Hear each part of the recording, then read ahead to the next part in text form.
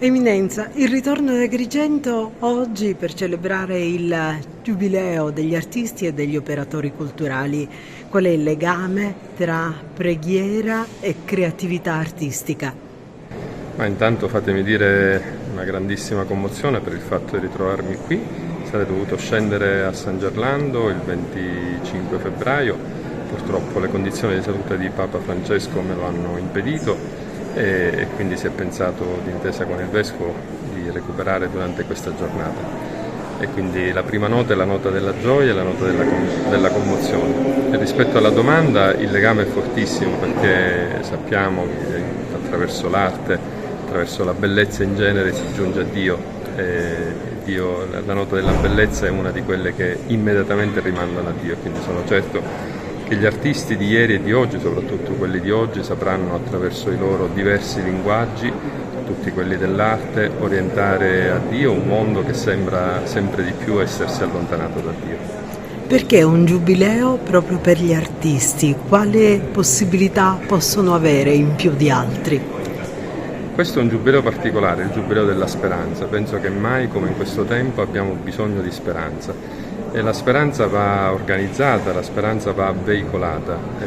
Sapere che ci sono degli artisti, o ci possono essere degli artisti che attraverso le loro espressioni possono trasmettere la speranza, già questo è un motivo per fare il Giubileo. Inoltre il Giubileo è un'opportunità di grazia e di misericordia offerta a tutti i cristiani attraverso le diverse categorie e quindi si è pensato anche qui, come in altre parti d'Italia e del mondo, di mettere a disposizione la grazia di Dio anche a favore degli artisti. Quando ero qui partecipavo sempre alla festa di San Calogero, una festa che è nel sangue degli agrigentini. E anche questa è una provvidenziale coincidenza. Il messaggio che mi sento di rivolgere agli agrigentini, quindi anche a me stesso, è quello di valorizzare questa festa per un rinnovato slancio nella vita di fede.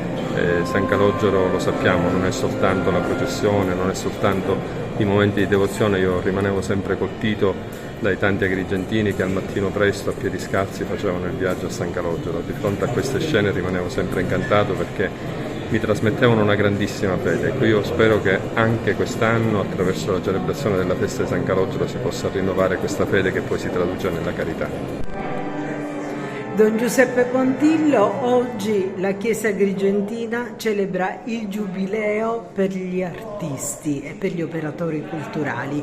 Come gli artisti e gli operatori culturali possono comunque dare impulso alla magnificenza di Dio e alla bellezza del creato?